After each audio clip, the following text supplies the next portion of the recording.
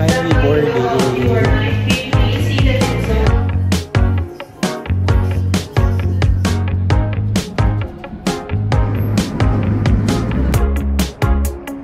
So we finally made it here in Prague, Czech Republic. Now here, crossing the famous Charles Bridge.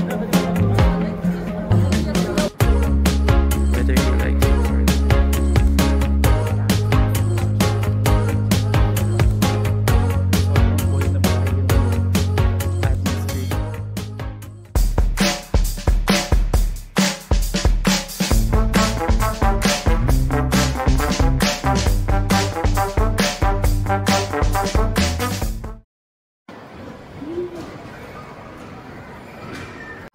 Ayun na.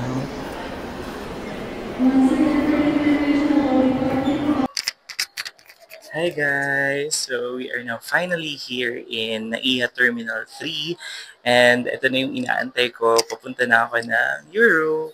So our flight time is 6:35 in the afternoon at yung boarding namin ay 5:30 p.m. By the way, we are flying with Qatar Airways and sobrang excited ako kasi first time ko mag-Qatar Airways.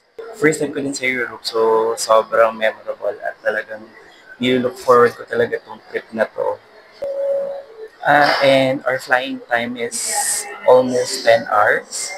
So, yun, sobrang mahaba. Good thing, yung kinuha namin na flight is panggabi. Hindi ko siguro, sana hindi ko maramdaman na mahaba yung flight. But yeah, there's a 5 hours difference. Doha being behind ng 5 hours from Manila. So, yun. Ang dating namin doon, ang arrival namin is midnight na, 11 midnight. And meron kaming 3 hours na layover. So, our second flight going to Prague, Czech Republic is around almost 2 a.m. na.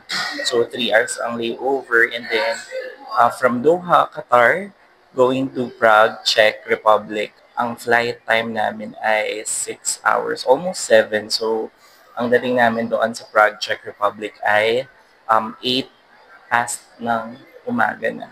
So, dumating kami dito kanina sa NAIA ng almost 3 p.m. at medyo mahaba na yung pila sa check-in counter. Although, doon na kami sa bag drop nila kasi nag-online check-in na kami. Pero, it took us almost an hour pa din sa pila since marami talaga kami sa flight. And I was told by the ground receptionist or the ground personnel na full pack yung flight namin going to Doha. So, talagang kailangan mo lang talaga munang habaan yung pasensya mo dun sa pila. But yeah, everything went well. At yung maganda dito, nung pumila na kami sa immigration, wala talaga gaano pila. So, napaka-smooth lang. Parang wala pang 10 minutes, nakatawid na kami sa immigration tsaka sa final security check. So, sa lahat ng mga gusto pumunta sa Europe, ayan na nga, gagawa na lang ako ng different video para sa tutorial or tips paano makapag-secure naman ng Schengen visa. So, yeah, yun yung kailangan para makapasok kayo sa Europe. So, if nakasecure na kayo noon, makakapasok na kayo sa 29 countries, I guess. So, yun, very important lang talaga siya para matupad na din ang inyong European escapade or adventure na, of course, lahat naman tayo ng mga Pinoy, alam ko lahat tayo gusto makapunta ng Europe. So, yeah. Pero yun na nga, guys. Hanggang ngayon, hindi pa rin ako makapaniwala na pupunta na ako sa Europe. Actually, matagal ko na siyang pangarap pero hindi ko talaga in-expect din na matutupad siya ngayon. Of course, at the back of my head, alam ko naman sa sarili ko na pipilitin ko, gagapangin ko yung pagpunta ko ng Europe. Hindi ko talaga alam. Hindi ko alam kung kailan, pero I'm just feeling blessed na matutupad ko siya ngayon and hopefully tuloy-tuloy na kasi syempre kapag nasimulan mo na, budol is real na, sunod-sunod na to. But yeah, I'm hoping na after this trip, mas ma-inspire pa ako na kumayod pa ng todo. So yeah, I'll take you along with me sa aking journey sa flight papuntang Doha. Tapos syempre, since may layover tayo sa Hamad International Airport, na talaga namang nilulook forward ko din na makita yung giant lamp there. Ano bang tawag doon? Actually, wala akong idea kung anong tawag doon. But yeah, may 3 years layover doon. At let's see kung anong pwede natin gawin dun sa lahat sa 3 hours. And then, of course, Czech Republic, Europe, around the world. Here we come.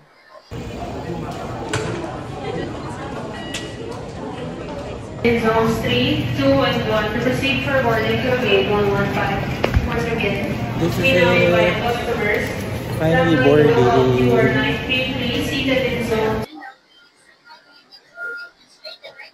Hi. Good evening. Thank you.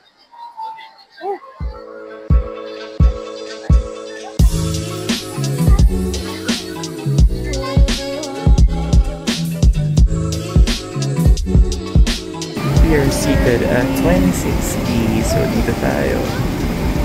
26B. Here. Okay, nakasettle din na tayo.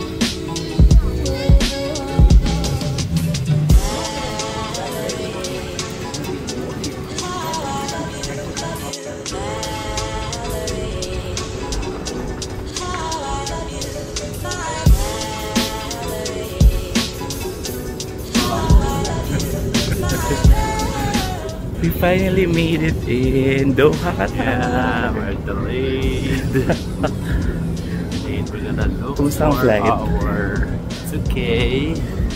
Full. Slept. Oo, haba ng tulog. Yeah, we're gonna look for our gate right now. Yes, and we are now heading to Prague, Czech Republic. So yeah, our flight got delayed due to bad weather condition in Manila. So 1 hour kaming na-delay, kaya ang arrival namin dito ay 11:30. So our boarding time going to check is 12:40 a.m. right? Our flight is 1:40 a.m. So yan, mabilisan lang, punta na kami sa transfer desk. So, magpo-proceed muna kami sa transfer desk. Ayan yung color pink. So, sumakses tayo. Sumakses naman tayo. Nakarating naman tayo ng safe sa Doha. Grabe, ang ganda ng Hamad International Airport. Hiyang-hiya yung Manila. Yung naiya. Grabe. Keep up tayo, Manila. Sige, kaya pa yan. Habol tayo, no? Ayan na, oh, si Teddy Bear, guys. In the flesh. In the flesh ba tawag pag Teddy Bear? Bobo lang.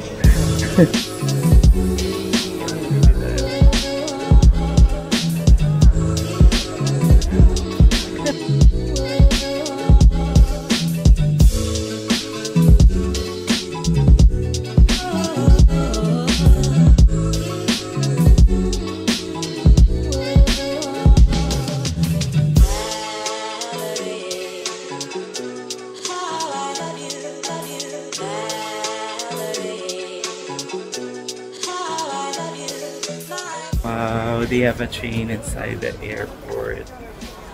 Siyempre, world's best airport yata ito. Tama ba, guys?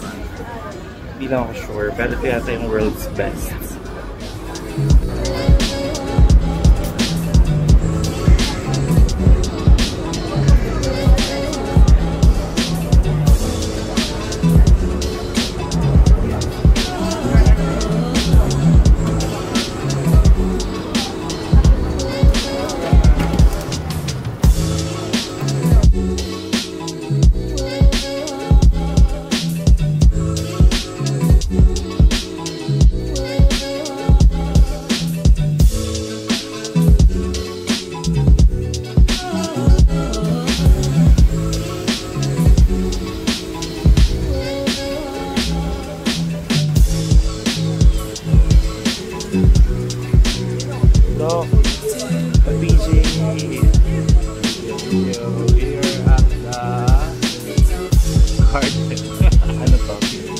Gardens by the Bay. Singapore.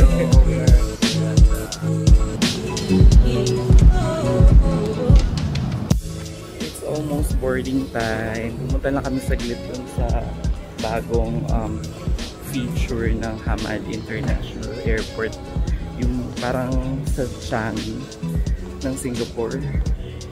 Yung may waterfalls and indoor forest. So, tinignan lang namin siya. So, medyo malayo. Kaya tumakbo kami. Hingal live. Pero eto na, nag-start na yung boarding namin. So, we are now off to Prague, Czech Republic. I'll see you there. Yeah, so sa mga hindi nakapanood nung first vlog ko, yung first stopover namin ay Prague, Czech Republic. And then, we will go to Vienna, Austria, tapos magsa-side trip sa Budapest, Hungary, and then Salzburg in Austria. And after that, yeah, we will go to Munich, Germany, tapos Strasbourg, France, and our last stop is Paris, France. So yeah. For now, dito muna tayo sa economy. Off to Prague!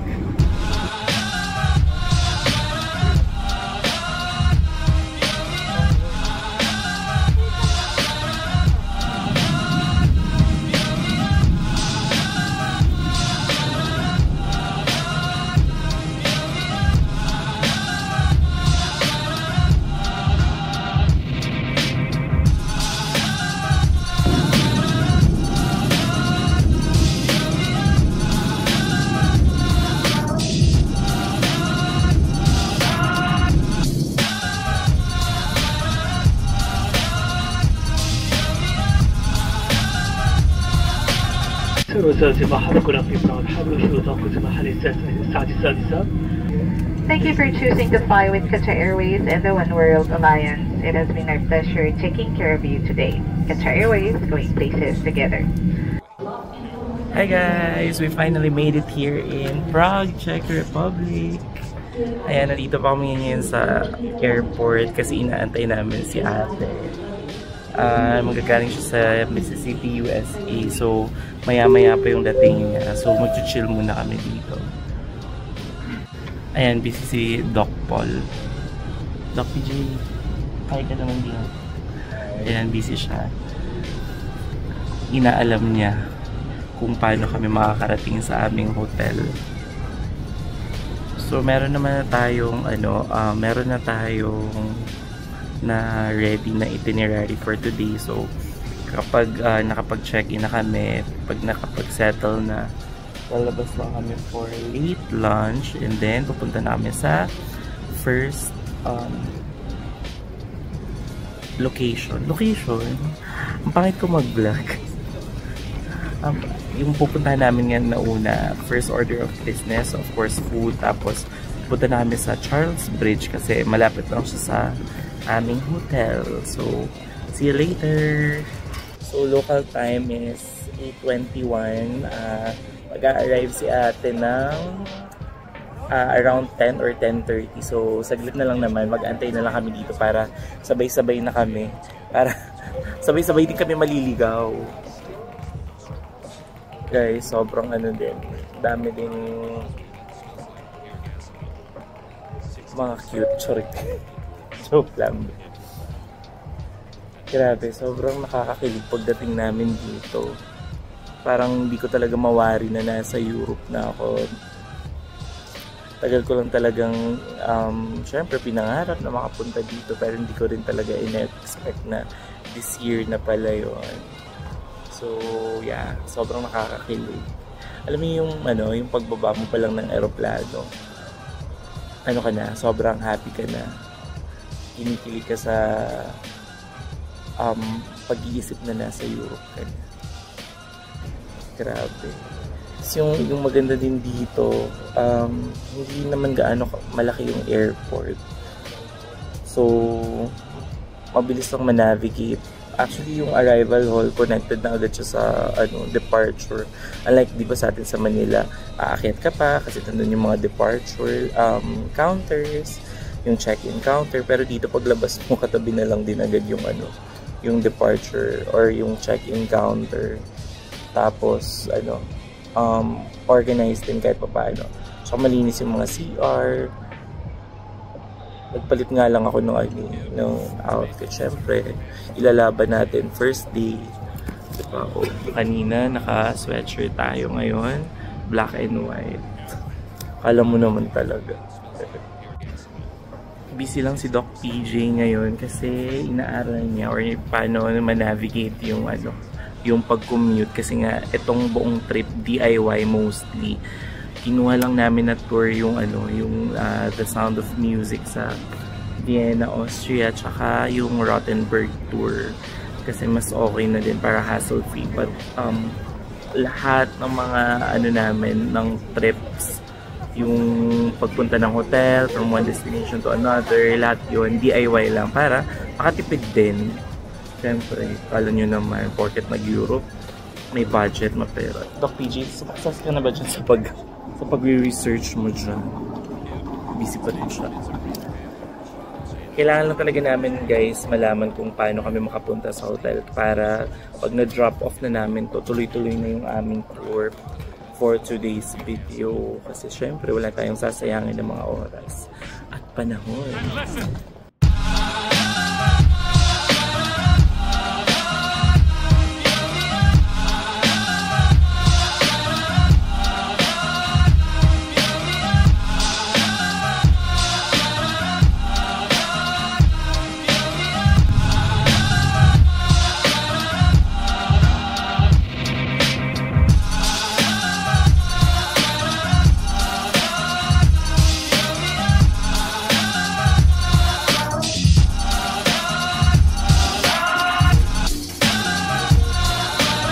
So, ngayon ito-try namin ang chimney cake. Yan yung chimney cake. Very famous yan dito sa Praha. Ayan. Chimney cake. So you know it's good. It's quite pungent. It stings the nostrils. In a good way. Yeah. Brian, I'm gonna be honest with you, that smells like pure gasoline. 60% of the time, it works. Every time. That doesn't make sense.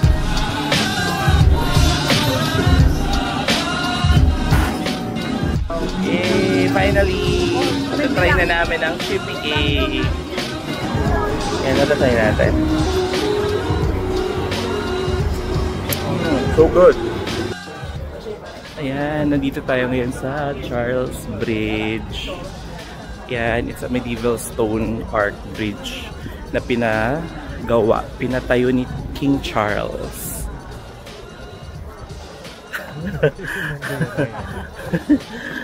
Pinatayo ni King Charles. Yung construction ng bridge na to, inabot ng almost 2 centuries. Yan, ganda. Ganda, diba?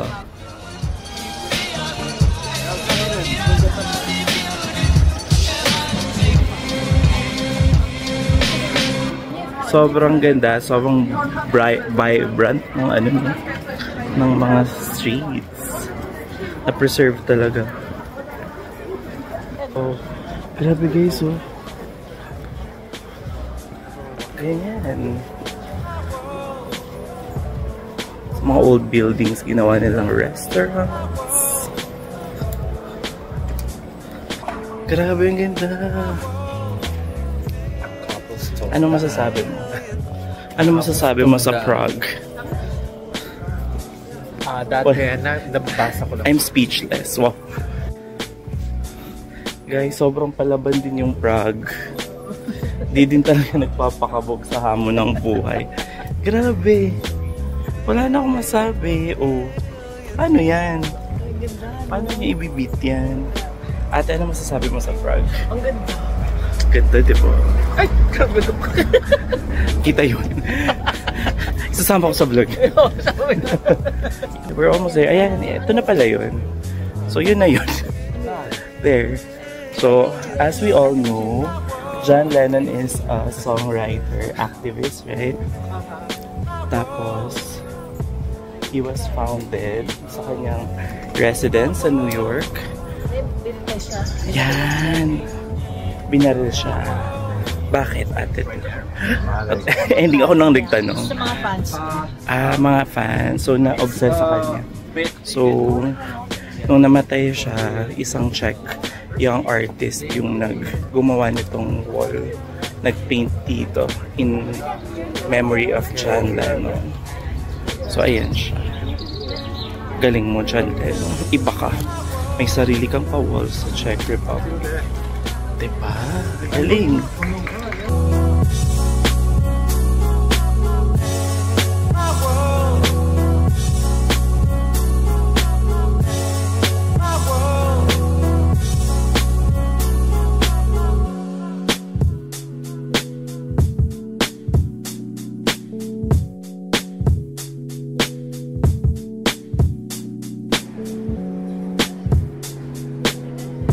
Yung maganda dito sa Prague, guys, kasi nasa city center na lahat ng mga tourist spots, so hindi ka na mahihirapan pang hanapin pa.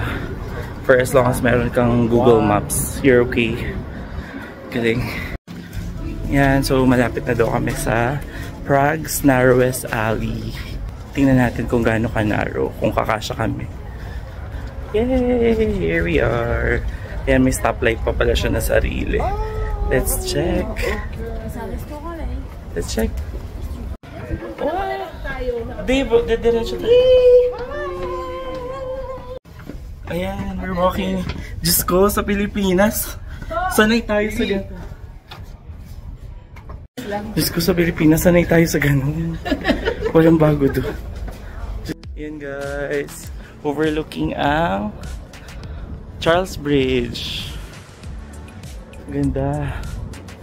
So, dati yan yung means of transportation. Yan, dyan sila tumatawid. Pagpupunta sila dun sa Old Town. Vice versa, pag mapupunta naman sa Prague Castle. So, kailangan kasi nila tumawid dito sa famous Vltava River. So, kaya pinakonstruct ni King Charles itong bridge na to. So ngayon, nasa England na si King Charles. Charot. Siyempre joke lang. Meron din silang King Charles dito. Ganda, diba? Ang ganda, guys. Para kaming nasa Hansel and Gretel. Gingerbread. Tapos dito may umiihi. Parang gusto ko na din gayahin.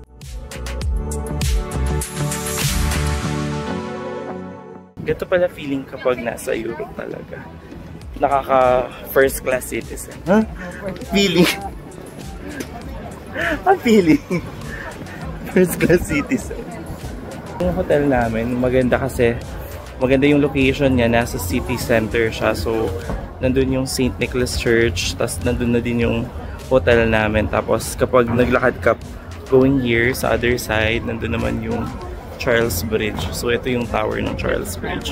So, walking distance lang lahat ng mga main tourist attractions.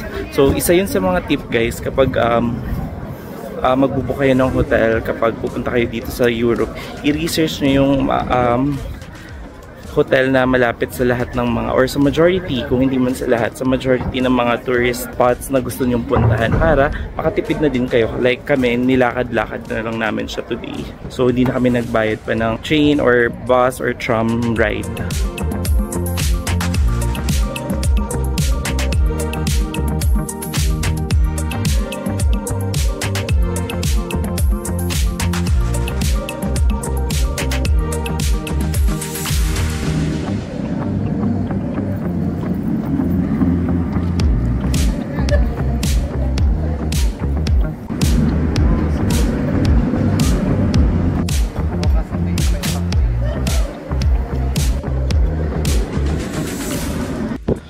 So, nasa labas tayo ngayon ng St. Nicholas Cathedral. Kaso di na ako papasok kasi may entrance fee. Marami pa akong kailangan puntahan na tourist spot. So, I decided to take photos na lang dito sa labas. Ayun, ang ganda. Success. Sumakses talaga yung Prague. Ganda. Naglalakad na kami ngayon papunta sa Waldstenstein Garden. Yun muna yung next stop namin bago kami pumunta sa Prague Castle. Hala. Nandito kami ngayon sa Waldstein Garden. Hala, lakas mo ka, Bridgerton. Oh. Oh. Sino ka dyan? Grabe. Grabe.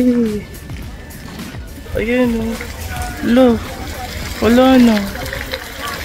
Oh, Bridgerton. Wow. So pretty. Oh.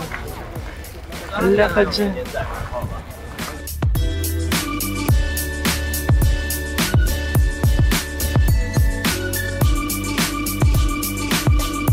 Grabe oh. Oh.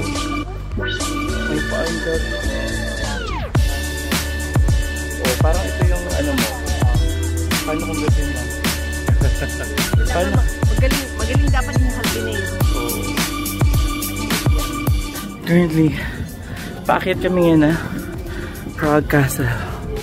Grabe. Grabe yung nilak. Grabe. Effort. A for effort. Diyos ko Lord.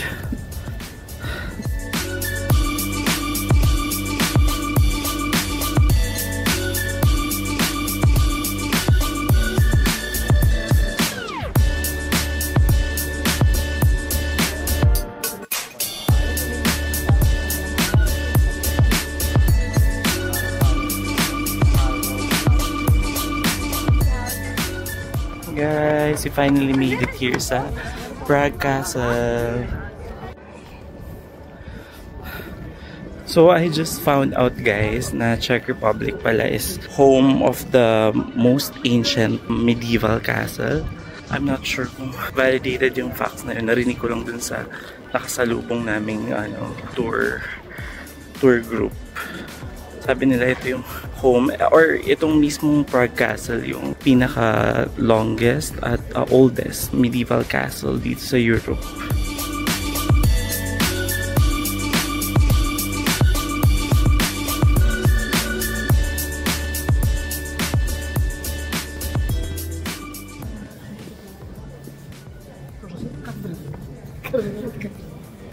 Grabe. Guys. Dito kami sa loob ng St. Nicholas Church. Kakatapos na mag-pray. Mag-thank you kay Lord sa lahat ng blessings. Grabe. Ganda rin sa labas. Pero pag pumasok ka, mas breathtaking. So, nandito na kami ngayon sa Old Town. Wow! Oh! Grabe ulit. Ang lala talaga. Parang hindi mabigyan ng justice yung nakikita nyo guys sa camera. To see is to believe. Huh? Alayo, bakit kaya to see is to believe? Pero yeah, mas iba siya sa personal guys. Parang dito hindi mo pa talaga appreciate, pero yun guys, so grabe, mga lumang building. So yun guys, so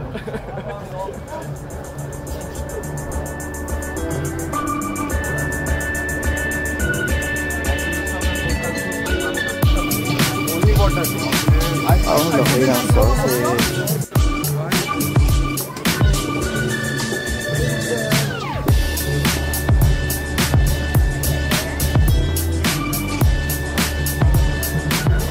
Sobrang buhay na buhay yung atmosphere dito sa Old Town. So iba-iba, may mga kumakain, mga nagsasayawan, chikahan, tambay, at nag-relax.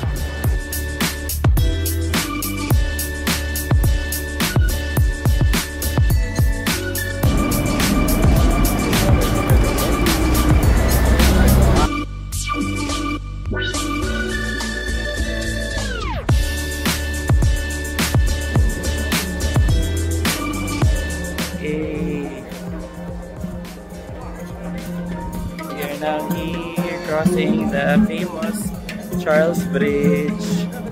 Sobrang buhay na buhay. And this is the famous Baltava River. Yan guys, sobrang haba yung Baltava River na yan.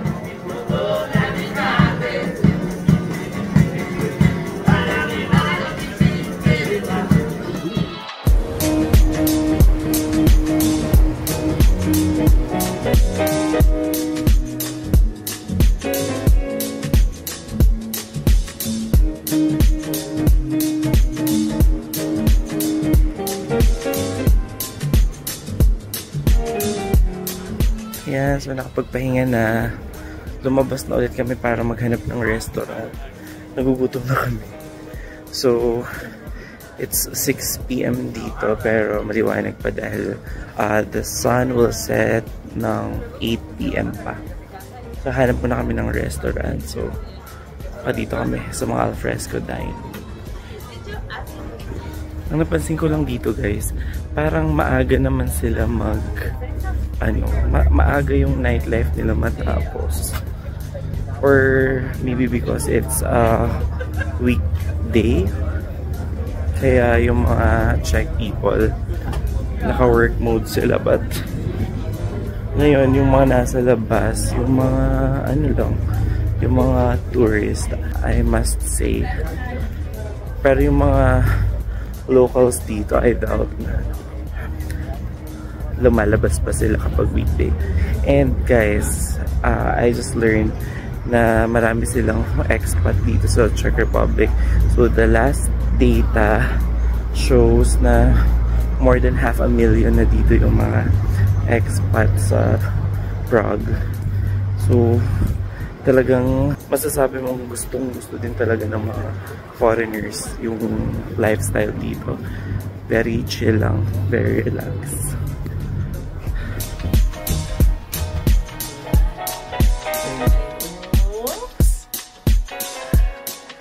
Naglaro mga bata. May power.